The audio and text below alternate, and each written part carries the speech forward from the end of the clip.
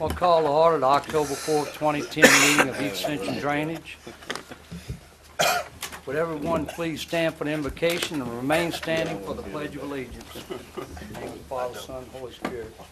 Dear Lord, we bless you for this day and this great weather that we have. Lord, carry us through the rest of hurricane season without any major catastrophes. Lord, we'd like to send out some special blessings today and look for your prayers for the Shake Snyder and the DeLone family, for one of our workers, Brent DeLone. May you carry him back to good health and long life. We ask this in the name of your Son, Jesus Christ. Amen. Amen. I pledge allegiance to the flag of the United States of America and to the republic for which it stands, one nation, under God, indivisible, with liberty and justice for all.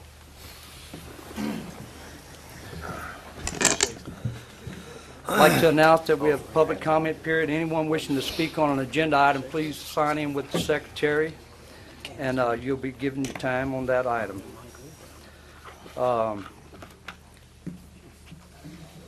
Madam Secretary, let it be known that all commissioners are present. We have no agenda addition items tonight. The chair would recognize a motion for the acceptance of the minutes of the September 2010 meeting. So moved. Second. We have a motion by Mr. Johnson, a second by Mr. Todd Lambert. Any discussion? Any opposition? Motion passes. On the chairman's report, I'd just like to recognize that we did put in, at request, we put in a request to the Punch Train Levy District. They will, they're gathering everything they got, and they will be here for the November meeting.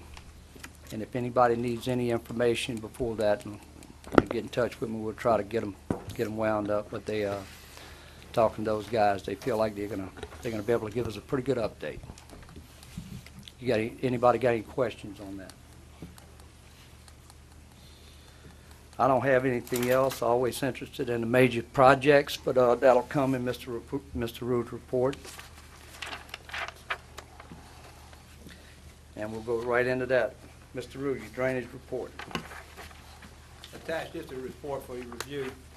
I'm not going to go into it in detail except to mention the capital improvement projects, and specifically the Henderson Bayou floodgate. We have received all the comments, and we're in the process of putting together a response to the comments for the Corps of Engineers. We're also doing the model of the Amite River Basin to prove that it's not a significant problem if, in fact, we do build a floodgate there. All of this should be coming in within 2 to 3 weeks, and we will be submitting that to the Corps and going to the next step.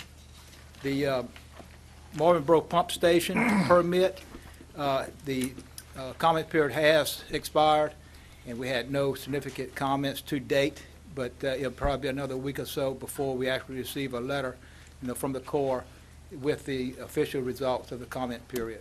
So if in fact it stays like it is, that should proceed fairly rapidly to permit and hopefully to bidding and construction by the first of the year. The other thing, the reforestation, we did receive 2 quotes. We're looking for one more quote. We're in the process of getting the 3rd quote. It's under $100,000 estimate. Therefore, we are able to get quotes instead of bidding for that project. And we should have that on the agenda next board meeting, so we can start the process of writing the contract and entering the contract with the contractor on that project. It has been reduced from 200 acres to 60 acres. So it is a significant reduction, and we should be able to do it in one planting season, first of the year. Unless, that's all I'm going to comment on, unless you have specific questions you want to ask. Yes, I got a quick question on the HMGP, the application for the $6 million, the grant funding submitted. Is there anything that we're waiting on them right now? It's under review, and we should have the results by the end of the year, December, late December, early January. Okay. Thank you, sir. That's all. Any commissioners on any project? Yes, Mr. Shake Snyder. Just want to check with Mr. check with Mr. Allred. Was there contact made today with the people on off of Brittany? Yeah, you talking about Danny? Yeah. Yeah, Bill's aware of that situation. We're going to do the follow-up on that? Yes. Okay. That's all we just check. Thank you. Any other commissioners on anything on the drainage report? We'll move right into agenda item number 7.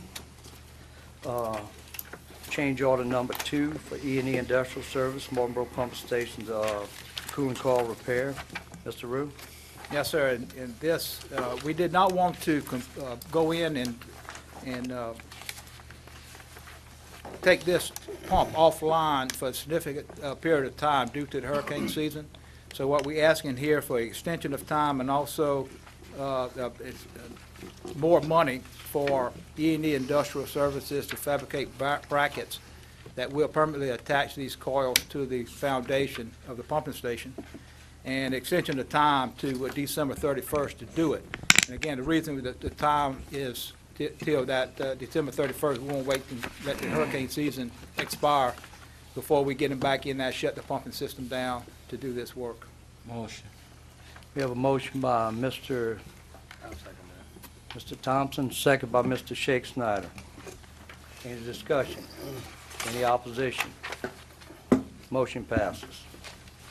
We'll go on to agenda item number 8, change order number 1, Lamadola Construction, Manchac Harbor Erosion Control Bulkhead. Mr. Rue? Yes, sir. We're asking for also an extension of time and also more money to complete this project. What had happened before the project was completed, we had a heavy rain event in that area, causing a partial failure of the bulkhead. It's in the process now of pulling the bulkhead back in place, straightening it, and adding more bracing to it. The fact of the matter is they had too much fill behind it and not enough cables and well, at least cables going around it to secure it, and causing a failure. The Lamador Construction did do what was in their specifications for us, a contract, plan specifications. We did not foresee to have the rain event at the time they were filling it, and that's what caused the failure. So what we're looking at doing is getting a change order number 1 for that project, which will increase the contract amount by $9,706 and add a total of 80 days to the contract, 20 days prior to the rain event, and then 60 days to repair due to the rain event.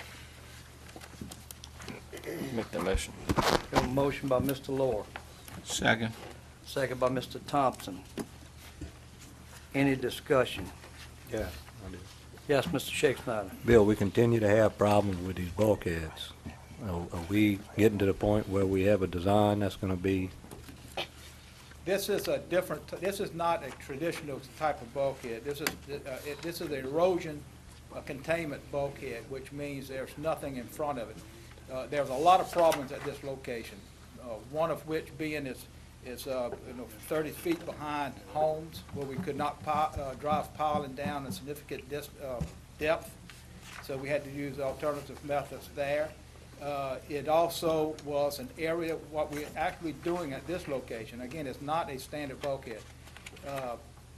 This location is a development problem that we're trying to fix. There was a gully going through there. It was filled during the development. It wasn't adequately compacted, and that is causing a fault line through that certain distance, and it's causing us problems there. So again, we're not having problems that I know of building bulkheads throughout the parish except for this one location, and it's a unique situation there. Mm-hmm. But we got that solved for that. We should have it solved. If we can get it done and get the fill behind it and get the granular fill behind it and get it secured before we get a major rain event. Mm-hmm. Bill, what's that going to bring this total contract for? I'm looking at it. Okay, Let me see. Total contract, $94,406. Okay. All right. How many feet? I have to go back and look at it. Okay. It's I would say 80, 100 feet, just a little bit or more. But again, this is a unique situation. So basically, right now, we're at 10% over, so. Yeah. And feel like that's going to be the end of this, I think. We're hoping. Again, if we can secure it and get the fill on it and get the, like I said, the granular material behind it, and also get the sod on top of it, before we get some major rain events, we should be able to solve it. Okay. That's all you got, Mr. Chase Snyder? Mr. Lord? Bill, and are they scheduled to move on that this week if we They're- approve this tonight? Because it looks like there's no rain for a They're good while working, here. and their instructions is to continue work on it until they complete it. And they were working today, and they'll be back in the morning, and we'll not get off of it until, at least they get the backfill back in place, and the cap seals on it.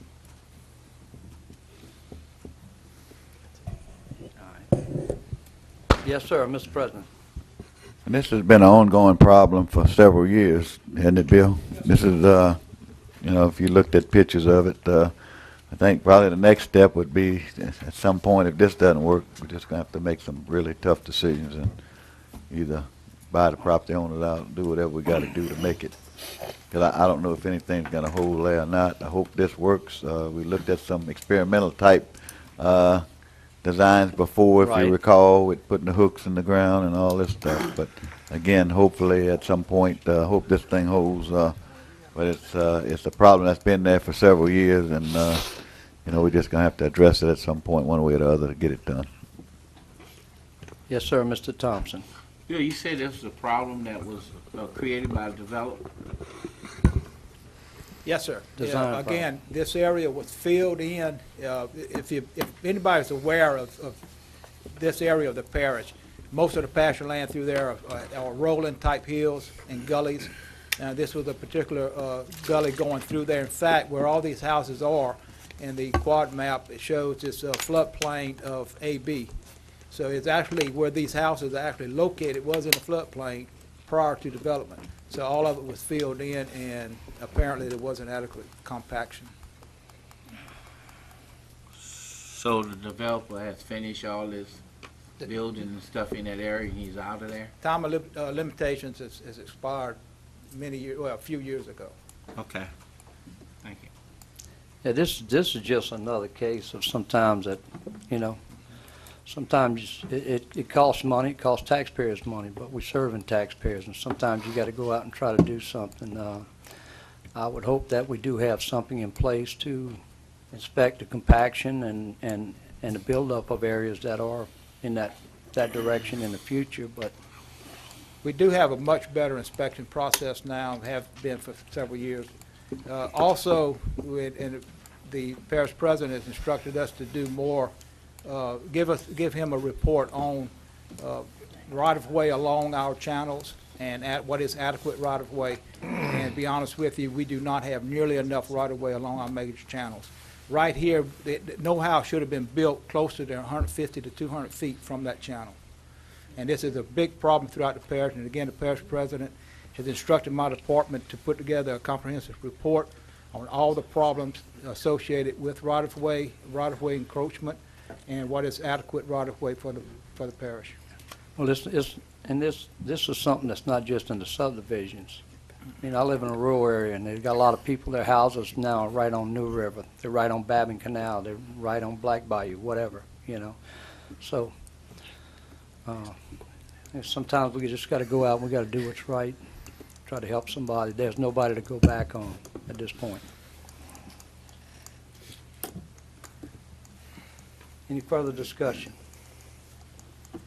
Any opposition?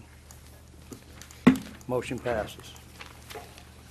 Move on to agenda item number 9, HMGP demolition sites,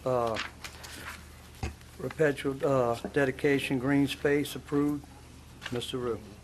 Yes, sir. We have to report to the GOSEP and FEMA that the board has actually followed up on this, and that is to formally accept the sites 1607-005-0001, Site 1 Babbin Road, Site 2 Rome Street, and also 1603-005-0002, Site 1 Highway 931, Site 2 State Bank, Site 3 Butchcore Road, and Site 5 Janice Street as permanent green spaces in perpetuity. So moved, Mr. Chairman. We have a motion by Mr. Todd Lambert, second by Mr. Dempsey Lambert. Any discussion? I'd just like to correct what I'd said. I didn't have my glasses on. It's basically perpetual, forever. So, any discussion? Mr. President. I think these grants started around 2002 in hazardous mitigation. Basically, I'm not sure exactly, but I think we probably bought 18, 19 different houses and demolished them, and a lot of it is just where the footprint of the house is. And you know, the problem with this is that you got to keep this up throughout. It's perpetual, like they said, and the parish has to go and continually maintain these things forever.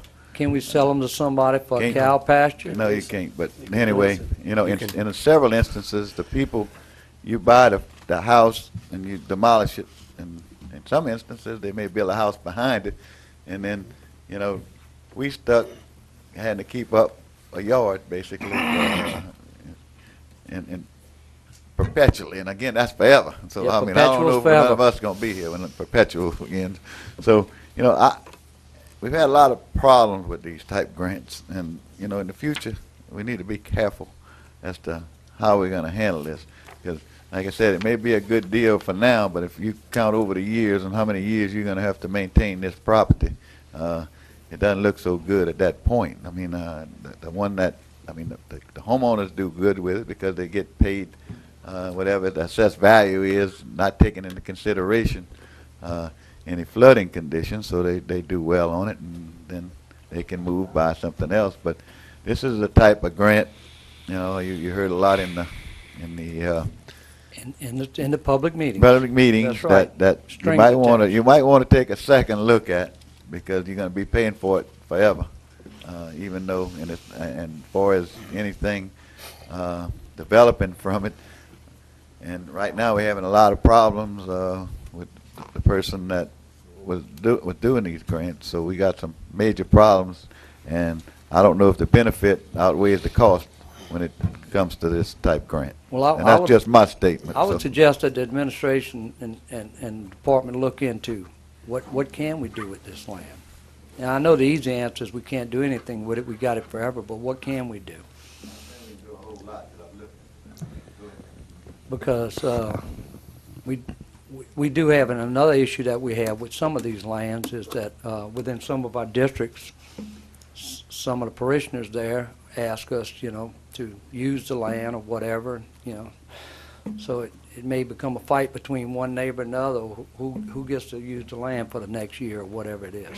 Yes, sir, Mr. Lambert. Yeah, in the past, on this mitigation, you know, land deal, the property owner next to it, or the property owner that had the property existing, can lease this property for a couple $100 a year, and they can maintain it. And that's what we've been doing with, I think, the majority of the ones that's out there, if I'm not mistaken, Right. Bill. I think almost every one of our properties on the mitigation buyouts, they tore the houses down. And I know several of them came to this board of the council to lease it. They have to come to us to get approval to lease it. It's like a $200 a year lease, but they got paid good money to get rid of their house and get out of the flood zone, which they were tickled to death. So a lot of them are glad to pay this $200 a year lease to actually keep. They can actually $200 a lease. They can't build a structure on it, but they can use it as part of their yard or whatever they want to use it for. Well, And that is available Yeah. today. Well, I know of one. That's why I'm saying I only know of one piece of land. I think it's in your district. The guy that came back, you know. It's in, It's in Dempsey's? Yeah. Okay, it's right there on the edge, yeah. We ran into some problems, and again, if that's, you want to pursue that route, we can do it, but we did have problems when, like was mentioned, several landowners, adjacent landowners wanted to lease it, and we couldn't lease it to all of them, and we couldn't decide, you know, who would have priority Put up for auction. on the property. Put up for auction. We had some, though, that was utilizing the property that didn't want to lease it. you know, but they continue to say that they had right to use it because that was in an agreement, which we cannot find. So we got in such a mess and arguments on it that we just backed off of it altogether. But far as the grant, you know, you can probably talk to everyone that got their houses demoed and moved on to better property, better homes, not flooding. The benefit there is ungodly compared to what we have to deal with a little bit of property that's owned by the parish, you know. Because these people probably, this was repetitious flooding. This flooding was 7 or 8 times, these homes that were flooded. And I've seen water to the ceiling in some of them, you know. So they were really blessed and pleased to whatever it took. And the federal government stepped up and, hey, we're going to buy you property. You have to just, you know, we'll demo it and give you a certain amount of money. They move on to a better piece of property and better life for them instead of fighting this flooding. So something we have to look at. I know we have a little issue with the property, but Yeah. how many pieces of property are there, Bill, right now as we speak? I think in the neighborhood of 15 or 20.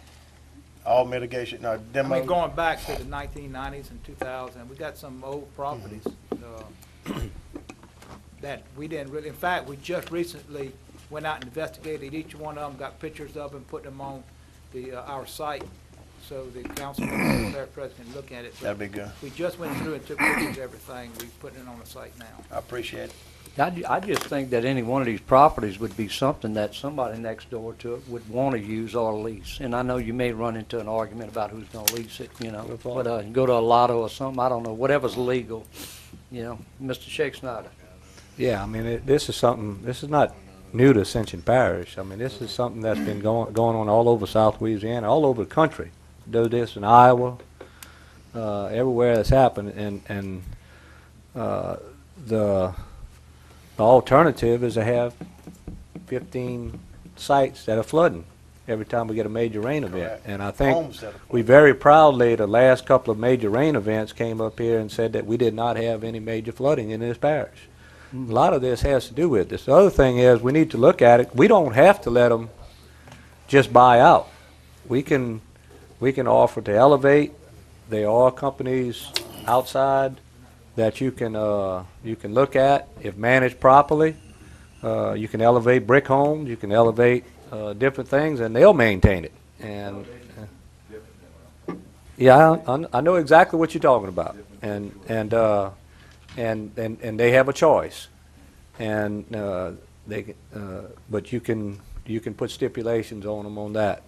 And so I just think we need to really look into it and see how to manage this program. This is happening all over, and We don't have anybody on the list right now, but I'm just saying in the future, we need to look at different ways to handle this. If we're gonna have to continually go cut grass for 15 different pieces of property every year, from now on, it's gonna cost somebody something. And again, if you wanna raise your house, that's a whole different ballgame. But when you're talking about demolishing, and then we still got a lot of problems with this program right now as far as technical problems and working out some issues that may end up costing us a lot more money than we have y'all looked into want what to. other municipalities and parishes are doing? No, but I'm just telling I you, would- I have some concerns, and I Yeah. just wanted to let you know. I understand. I think it would be a good idea to make a few phone calls on that.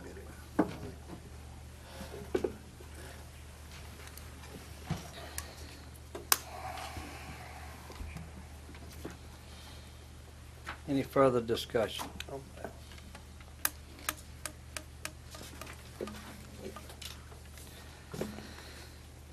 Any objection? Motion passes.